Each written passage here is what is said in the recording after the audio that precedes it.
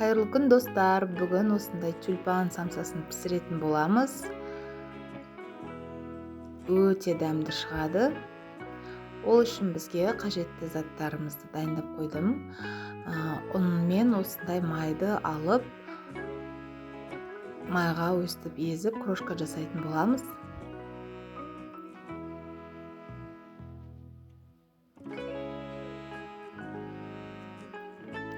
Менің каналыма тіркеліп, лайк басып, пікір жазуды ұмытып кетпеңіздер. Каналымның дамуына үлес қосатын болсаңыздар, қуанып қалатын едім.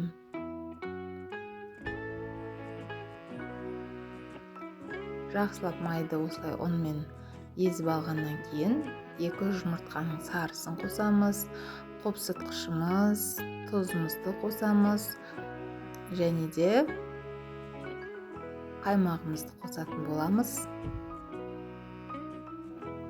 Барлық қосатын заттың мөлшері астында жазып өттім. Осылардың бәрін қосып, еленген ұнымызды қосып, қамыр илеп аламыз. Қамырымыз мінекей дайын болды. Енді осын салафанға салып, морозильникке салып қойсаңыздар болады. Кішкене 10-15 минутқа қамырымызды алып, таразымен бөліп алсаңыз да болады, көз жобамен бөліп алсаңыздар да болады. Егер бірдей шықсын десеңіздер, таразыға бөліп алғанда өте жақсы болады. Домалақтап жайып, бір шетін кесіп, салмасына осындай фаршымызбен, тартылған етімізбен, картошка, сәбізімізді қосып, тұз бұрышын қосып, фаршын дайындап аламыз да.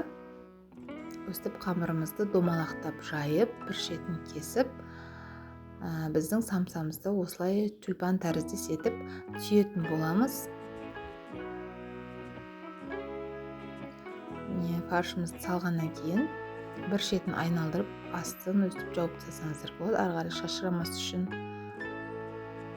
қалған жерлерін орап, астын жақсылап бекітіп, шетін осылай қайырып қоятын боламыз.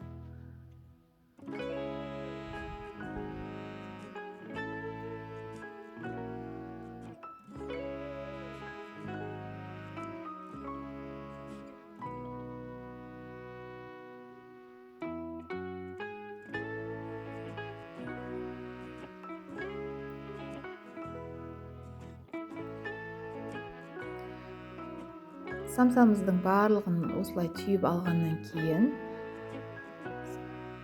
бетіне жұмыртқаның сарысы мен кішкене сүтті араластырып жіберіп, бетіне жағатын боламыз. Барлық жеріне тигізіп, әдемілеп жағып шығамыз. Және де бәріне жаққаннан кейін осындай тюльпанның қайтарылған жеріне қара күнжутты әдемілеп